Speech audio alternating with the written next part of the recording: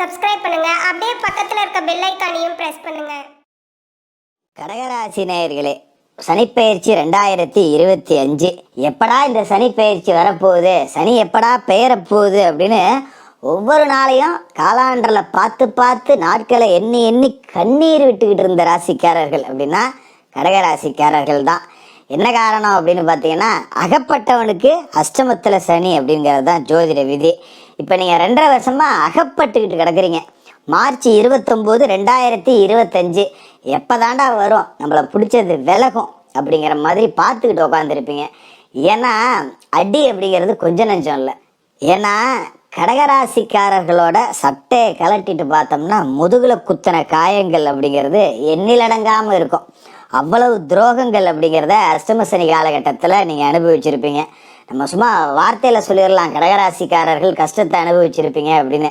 அதை பட்டவங்களுக்கு தான் தெரியும் எவ்வளவு வேதனை, எவ்வளவு ரணம், எவ்வளவு துரோகம், எவ்வளவு விரோதம். நம்ம நல்லது செய்யணும்னு நினச்சவன் நம்மளை முதுகில் குத்துறான் பார்த்தீங்களா, அந்த வழி அனுபவித்தவங்களுக்கு தான் தெரியும். அதையெல்லாம் அனுபவிச்சிருப்பீங்க. ஏன்னா அஷ்டம சனி அப்படிங்கிறது தான் இருக்கிறதுலையே ஒரு மோசமான ஒரு காலகட்டம். உயிரை தவிர வேற எதுவுமே இல்லை, உயிர் மட்டும்தான் இருக்கு, அது கூட போயிட்டாலும் பரவாயில்ல அப்படிங்கிற அளவுக்கு அடி அப்படிங்கிறது வாங்கியிருப்பீங்க. குறிப்பாக பார்த்தீங்கன்னா செய்யாத பழிக்கு ஆளாயிருப்பீங்க. நம்ம தப்பே செஞ்சுருக்க மாட்டோம், நம்ம மேலே ஒரு பழி விழுந்து போயிருக்கோம், அபாண்டமாக குற்றச்சாட்டுக்கு ஆளாயிருப்போம், தேவையில்லாத வம்பு வழக்குகள் வந்திருக்கும், நிறைய அவமானங்களை சந்திச்சிருப்பீங்க, தோல்விகளை சந்திச்சிருப்பீங்க. நம்மக்கிட்ட 10 ரூபா காசு இருந்தப்ப நம்மளை சுற்றி இருந்தவன் ஒருத்தன் கூட இப்போ இருந்திருக்க மாட்டான்.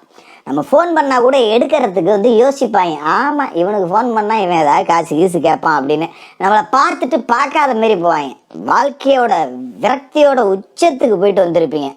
இதுக்கு மேலே ஒன்றுமே இல்லைடா அப்படிங்கிற மாதிரி. அதே நேரத்தில் லாப வீட்டில் குரு இருந்ததால் ஓரளவுக்கு காசு பணம் அப்படிங்கிறது வந்திருக்கலாம். சில பேருக்கு வந்த காசு எந்த பக்கம் போச்சுன்னே தெரியாது. காசு வந்துச்சு எனக்கு தெரியும், ஆனால் நீங்கள் இப்போ சொல்லி தான் ஜோசியரே எனக்கு ஞாபகமே வருது, காசு வந்தது தான் வந்துச்சு, ஆனால் எங்கே போச்சுன்னே எனக்கு தெரியல. ஏகப்பட்ட அவமானம், ஆணுக்கு பெண்ணால் அவமானம், பெண்ணுக்கு ஆணால் அவமானம். வேலை செய்கிற இடத்துல ஒரு பெண்ணு அபாண்டமாக என் மேலே பழிய போட்டா, அதேமாரி பெண்களுக்கு ஒருத்தன் தேவையில்லாத என் மேலே பழிய போட்டு விட்டு எனக்கு கெட்ட பேரை உண்டாகிட்டான். அதுமாரி கூட சொந்த பந்தத்தில் பழகின இடத்துல இப்படி எல்லா இடத்துலையும் தேவையில்லாத பிரச்சனையில மாட்டிக்கிட்டு வம்பை விலைக்கு வாங்குறதுன்னு சொல்லுவோம் பார்த்தீங்களா. நம்ம விலை கொடுத்தே வாங்கலை, ஓசியிலே நமக்கு வம்பு வந்துருச்சுங்கிற நிலைமை மார்ச் 29, 2025 முடிய போகுது. சனி பகவான் அஷ்டமஸ்தானத்திலேருந்து விலகி பாக்கியஸ்தானத்துக்கு வரப்போறார். 9ஆம் இடத்துக்கு சனி வரப்போறார். அற்புதமான ஒரு இடம் 9ஆம் இடம் அப்படிங்கிறது. அதாவது வசதி வாய்ப்புகளை தேடி கொடுக்கக்கூடிய இடம் அப்படிங்கிறது தான் பாக்கிய சனி. நீங்கள் எதெல்லாம் செய்யணும் அப்படின்னு நினச்சிங்களோ அதுக்கான சந்தர்ப்பங்களை உருவாக்கி கொடுக்கக்கூடிய இடம் பாக்கியஸ்தானம். இப்போ ஒரு வரன் பார்க்கணும் அப்படின்னு நினச்சிங்க அப்படின்னா அடுத்த நாள் காலையில் ஒரு புரோக்கர் உங்கள்கிட்ட வந்து பார்ப்பார், எப்பா 4 வரன் இருக்கு பிடிக்கலாம் பாப்பா அப்படின்னு. அந்த அளவுக்கு கும்பிட போன தெய்வம் குறுக்க வந்த மாதிரி காரியங்கள் அப்படிங்கிறது நடக்கும். அதுமாரி அஷ்டமஸ்தானத்தில் சனி இருக்கும்போது கணவன் மனைவிக்குள்ள பிரிவு அப்படிங்கிறதெல்லாம் வந்திருக்கும். நிறைய பேர் வந்து மனைவி கோச்சிட்டு போயிருந்திருப்பாங்க, அப்பா வீட்டுக்கு போயிருப்பாங்க, வந்திருக்கவே மாட்டாங்க. அது மாதிரி காதல் உறவுகளில் பிளவு ஏற்பட்டு காதல் எல்லாம் பிரிச்சுக்கிட்டு போயிருந்திருக்கோம். இது எல்லாத்தையும் இனிமேல் சனி ஒவ்வொரு நாள் கொண்டாந்து ஜாயின் பண்ணி வைப்பார். சரிப்போ ஏதோ பிரிஞ்சு இவ்வளோ நாள் காலத்தை ஓட்டி விட்டேன், இனிமேல் ஒன்றா மண்ணா புலப்பாருங்க அப்படிங்கிற மாதிரி. அப்போ பிரிந்த கணவன் மனைவி ஒன்று சேரலாம். ரொம்ப நாளைக்கு பிறகு ஒரு வீட்டு சாப்பாடு அப்படிங்கிற சாப்பிட்ற நிலைமை கூட பலருக்கு வரும். ஏன்னா இந்த அஷ்டம சனி காலகட்டத்தில் பார்த்தீங்கன்னா திருமணமாகியும் பிரம்மச்சாரி அப்படின்னு சொல்லுவாங்கல்ல, அந்த மாதிரி தான். கட்டின வீடு குப்பையும் கூலமாக கடந்திருக்கும், கடையில் சாப்பாடு வாங்கி சாப்பிட்ருந்துருப்போம், ஒரு நல்ல சோறு கிடைக்காது, தின்ன தட்டு கழுவாமல் கடந்திருக்கோம். வீட்டை பார்த்தீங்கன்னாலே சுற்றுச்சூழல் அப்படிங்கிறதே அசுத்தமாக இருக்கும். எனக்கு இப்படி இருந்தால் பிடிக்கவே பிடிக்காது, ஆனால் ஏனமோ தெரில இப்படி தான் இருக்குது, நானும் பழகிட்டேன் அப்படிங்கிற நிலைமைக்கெல்லாம் ஆளாயிருக்கும். இதுக்கு மேலே சுத்தபத்தமாக குடும்பம் ஒரு கோவில்னு சொல்லுவோம் பார்த்தீங்களா, அது மாதிரி இருக்கும். கணவன் மனைவிக்குள்ளே உண்டான பிரிவினை அப்படிங்கிறதுலாம் ஒரு நல்ல முடிவுக்கு வரும். ஒருத்தருக்கு ஒருத்தர் அனுசரணையாக இருப்பாங்க. கடன் அடையும், அதுதான் ரொம்ப முக்கியம் அப்படிங்கிறது. கடனை பூரா அடைச்சிடலாம். என்ன காரணம் அப்படின்னு பார்த்தீங்கன்னா சனி பகவான் வந்து அஷ்டமஸ்தானத்தில் இருக்கும்போது உங்களோட ராசிக்கு 10ஆவது வீட்டை பார்த்தார், 2ஆவது வீட்டை பார்த்தார், 5ஆவது வீட்டை பார்த்தார், 3 வீட்டையும் சனி அடைச்சி விட்டார். 10ல் சனி பார்வை விழுந்தப்போ தொழில் ஃபுல்லாக காலி, போட்ட முதலெல்லாம் நட்டமாக போச்சு, 10 ரூபா கூட இப்போ இல்லை, இனிமேல் ஃபர்ஸ்ட்லேருந்து தான் தொழில் தொடங்கணும், 0லேருந்து தான் வாழ்க்கையை தொடங்க போகிறேங்கிற நிலைமை. 2ஆம் வீடுங்கிறது குடும்பஸ்தானம் அப்படிங்கிறதால குடும்பத்தையும் பிரித்து காமிச்சிருப்பார் சில பேருக்கு. இல்லை பிரியலைனாலும் குடும்பத்தில் ஒத்துமல்ல, 4 செவத்துக்குள்ளே நமக்கு உள்ள சண்டை தான் நடக்குது, கணவன் மனைவிக்குள்ளே 1/2 மணி நேரம் மனசை விட்டு பேசினாலே சண்டை வந்துடுது அப்படிங்கிற நிலைமை. அது மாதிரி 2ஆம் இடம் அப்படிங்கிறது வாக்குஸ்தானம் அப்படிங்கிறதால நாம ஏதாவது தெரியாமல் ஒரு வார்த்தையவும் விட்டு மாட்டியிருப்போம். நம்மளும் லேசப்பட்ட ஆள் கிடையாது. சுருக்குன்னு ஏதாவது ஒரு வார்த்தையை பேசிவிட்டு அப்புறம் வாங்கி கட்டிக்கிற வேலை நடந்திருக்கும். 5ஆம் இடம்ங்கிறது புத்திரஸ்தானம், அதையும் பார்த்து விட்டாரு. வேலை முடிஞ்சு போச்சா? 5ஆம் இடத்தையும் அவர் பார்த்துட்டாரு. பிள்ளைகள் வழியிலேயே நமக்கு மரியாதை இருக்காரு. நம்ம ஒன்று சொன்னால் பிள்ளைய கேட்காது, ஆய் பேச்சை கேட்டுக்கிட்டு ஆடுதெல்லாம் அப்படிங்கிற மாதிரி நம்ம கத்திக்கிட்டு கிடப்போம். அது மாதிரி கடகராசி பெண்களாக இருந்தால் அப்பம் பேச்சை கேட்டுக்கிட்டு ஆடுது, அதெல்லாம் அவ்வளோதான் அப்படிங்கிற மாதிரி தான் இருந்திருக்கும். இந்த நிலை அப்படிங்கிறது மாறும். அது மாதிரி பூர்வீக சொத்துலையும் பிரச்சனையை கொடுத்துருப்பாரு 5 சனி பார்த்து. பூர்வீக சொத்துல கேஸ் வந்திருக்கும். பூர்வீக சொத்தை விற்க முடியாத போயிருக்கும். பூர்வீக சொத்தை விற்கணும்னு நினைச்சாலும் எவனும் வாங்க மாட்டான். பூர்வீக வீடு ஒன்று கிடக்குடா, பால் அடைஞ்சு போய் கிடக்கு, பார்த்தாலே எனக்கு கண்ணில் தண்ணி வருது, அந்த வீட்டில் நான் வாழ்ந்தேன், பிறந்தேன், வளர்ந்தேன், இப்போ என்னால் எடுத்து கட்ட முடியல, ஒன்றும் பண்ண முடியல, இந்த நிலமெல்லாம் இருந்திருக்கும். அது எல்லாமே மாறும். இப்போ சனி பாக்கியஸ்தானத்தில் இருந்துக்கிட்டு உங்களோட ராசிக்கு 11, 3, 6 இந்த 3 வீட்டை பார்க்க போறாரு. இந்த 11ஆம் வீட்டை சனி பார்க்குறாரு இல்லைங்களா, லாபம் அப்படிங்கிறது லேசாக கொஞ்சம் குறையும். அதாவது கடுமையாக உழைச்சா ஒரு 100 ரூபா கிடைக்கும் அப்படின்னு நம்ம எதிர்பார்த்தோம்னா ஒரு 90 ரூபா கிடைக்கும். கிடைக்காமலாம் போகாது.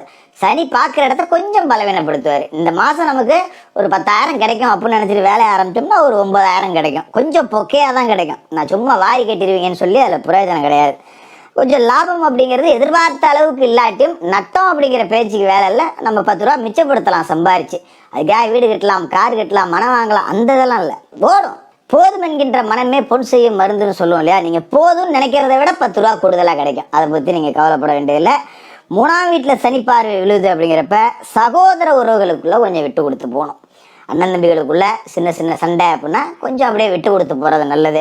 குடும்பமான வரைக்கும் அண்ணன் தம்பி ஒரே வீட்டில் குடும்பமாக இருந்தீங்க அப்படின்னா கொஞ்சம் பிரிஞ்சுக்கிறது நல்லது. அவர் அந்த பக்கம் இருந்துக்கிட்டு நான் இந்த பக்கம் இருந்துக்கிட்டேன், இல்லை எங்கேயோ ஒரு வாடகைக்காக ஒரு வீட்டை பார்த்து பிரிஞ்சு போய்க்கிறது நல்லது. இல்லை ஜோசியரை 2 பேருமே இப்போ தனித்தனி வீடாக தான் இருக்கும், ஆனால் பக்கத்தில் இருக்கு அப்படின்னா ஒருத்தருக்கு ஒருத்தர் சந்திப்புகளை குறைச்சிக்கணும். அவர் சாயந்தரம் வீட்டுக்கு வராரா, நீங்கள் காலையில் வீட்டுக்கு போகணும். ஒருத்தருக்கு ஒருத்தர் பார்த்துக்காம ஏதோ நல்லது கெட்டதுன்னா பார்த்துக்கிறீங்களா, போகிறீங்களா. இந்த அண்ணன் கூட கூடி கோவலாடுறது, பங்காளிகளுக்குள்ள அண்ணன் தம்பிகளுக்குள்ள குடுக்கல் வாங்கல் வச்சுக்கிறது, இந்த வேலையெல்லாம் செய்யக்கூடாது. கொடுத்துருந்தா இப்பயே வாங்கிக்கிங்க, வாங்கியிருந்தா இப்பயே கொடுத்துருங்க, இல்லாட்டி அது பிரச்சனையை தான் உண்டாக்கி விடும். அதுமாரி அண்ணன் தம்பிகளுக்குள்ள பாக பிரிச்சுக்கிறதுனா இப்பயே பிரிச்சுங்க, அதுக்கப்புறம் தேவையில்லை. அதுமாதிரி 6ஆம் இடத்த சனி பார்வை விழுவுது. இது ரொம்ப சிறப்பு அப்படின்னு தான் இதை சொல்லணும். ஏன்னா 6ஆம் இடம்ங்கிறது ருணரோக சத்துருஸ்தானம். நோய், கடன், பகை, எதிரிகள் இதையெல்லாம் குறிக்கக்கூடிய இடத்துல சனி பார்வை விழுதுங்கிறப்ப உங்களோட சொந்த தேக ஆரோக்கியத்தில் இருக்கிற பிரச்சனையை சனி சரி பண்ணிடுவார்.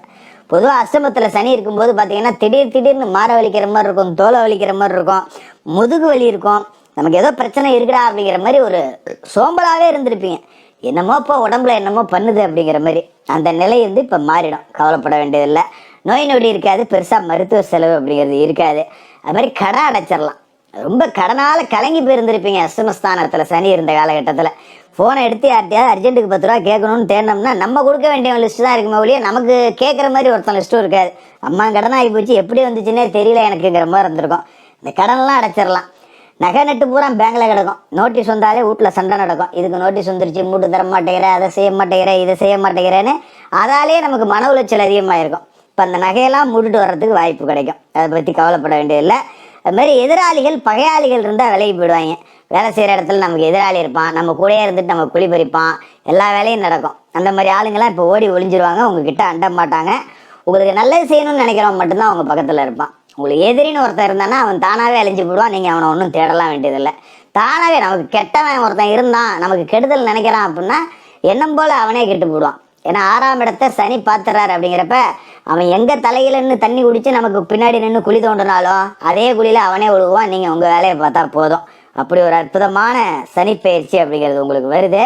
இதை சரியாக பயன்படுத்திக்கிட்டீங்க அப்படின்னா வாழ்க்கையில் செட்டில் ஆகிடலாம். திறமை இருக்குது, வாய்ப்பு கிடைக்கல அப்படின்னு புலம்பிக்கிட்டு இருந்த அத்தனை பேருக்கும் திறமைக்குரிய வாய்ப்பு வரும். அதை கெட்டியாக பிடிச்சிங்க. சனி கொடுக்கக்கூடிய ஒரு கடைசி வாய்ப்பு மாதிரி இதை பயன்படுத்திங்க, வாழ்க்கையில் செட்டில் ஆகிடலாம். காசு பணம் 10 ரூபா கிடைக்கிறப்ப ஏழைபாளைகள், மாற்றுத்திறனாளிகளுக்கு அன்னதானம் பண்ணுங்க. உங்களால் முடிஞ்சா உடை எடுத்து கொடுங்க, ஒரு காலணி செருப்பு எடுத்து கொடுங்க. இந்த மாதிரி தானம் அப்படிங்கிறத செஞ்சுட்டு வாங்க. இந்த சனிப்பெயர்ச்சி கடகராசிக்காரர்களுக்கு ஒரு சரித்திரம் படைக்கக்கூடிய பயிற்சியாக இருக்கும். வாழ்த்துக்கள். மேலும் தகவலுக்கு எங்கள் சேனலை மறக்காமல் சப்ஸ்கிரைப் பண்ணுங்கள். நன்றி.